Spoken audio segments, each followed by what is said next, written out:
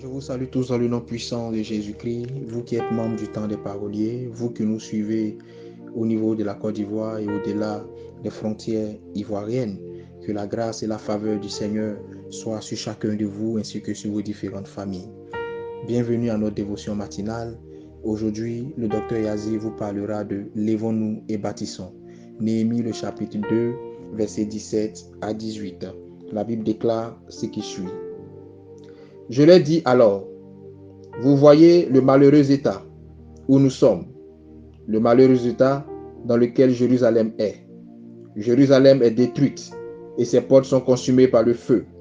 Venez, rebâtissons la muraille de Jérusalem et nous ne serons plus dans l'opprobre. Et je leur racontai comment la bonne main de mon Dieu avait été sur moi et quelles paroles le roi m'avait adressées. Il dit, lèvons-nous et bâtissons. Et ils se fortifièrent dans cette bonne résolution. Amen. Dieu t'a créé pour l'adorer dans un premier temps. Mais Dieu t'a aussi créé pour bâtir. Dans tout ce que tu feras, cherche toujours à bâtir durablement et non temporairement. Dans tes relations humaines, cherche toujours à poser des fondements solides, profitables pour les uns et pour les autres. Prends le temps de bâtir une famille forte et elle te rendra fier.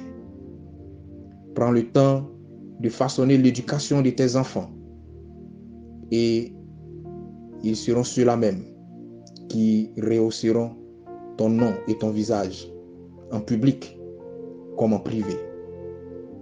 Efforce-toi de bâtir une économie prospère en te privant de certaines choses aujourd'hui afin de pouvoir jouir de certaines choses demain. Accepte de travailler aujourd'hui comme un esclave pour vivre comme un prince demain. Et cela te mettra à l'abri du besoin. Cherche à toujours te bâtir une bonne réputation. Une réputation qui imposera respect et considération, mais aussi admiration à ton égard. Et évite de te bâtir une mauvaise réputation qui sera source de raillerie pour toi et ta famille. En dernier lieu, efforce-toi, évertue-toi de bâtir le temple de Dieu, car bâtir un édifice religieux attire une bénédiction à vie et nous met au rang de ceux-là qui ne quémandent pas la bénédiction, mais de ceux-là même qui méritent la bénédiction.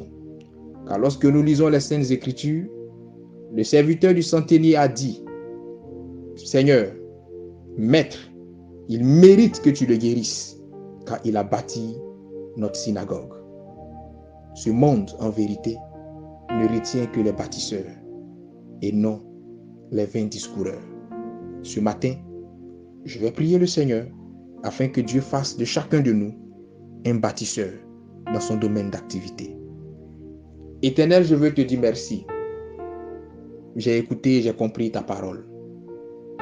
J'ai toujours eu à cœur de construire. J'ai toujours eu à cœur de bâtir. Que ce soit en termes de relations humaines, que ce soit en termes de logement, que ce soit en termes d'édifices religieux ou en termes financiers ou matériels. Fais de moi un bâtisseur infatigable. Donne-moi la force et les ressources nécessaires afin que je sois à même de bâtir durablement dans le temps, selon la mesure de ta volonté. Éloigne de moi le découragement. Toutefois, que l'œuvre que je serai en train de bâtir sera confrontée à un échec ou à un effondrement. Éloigne de moi toute forme de découragement. Donne-moi de recommencer encore et encore, selon l'éclairage de ton esprit, afin de pouvoir atteindre l'objectif. Éternel, je bénis ton nom pour cette parole et je prie que cette parole demeure sur les tablettes de mon cœur. Merci parce que tu le fais. Je le crois, je le confesse et je l'accepte. Au nom de Jésus-Christ de Nazareth que j'ai prié. Amen. Shalom chez vous.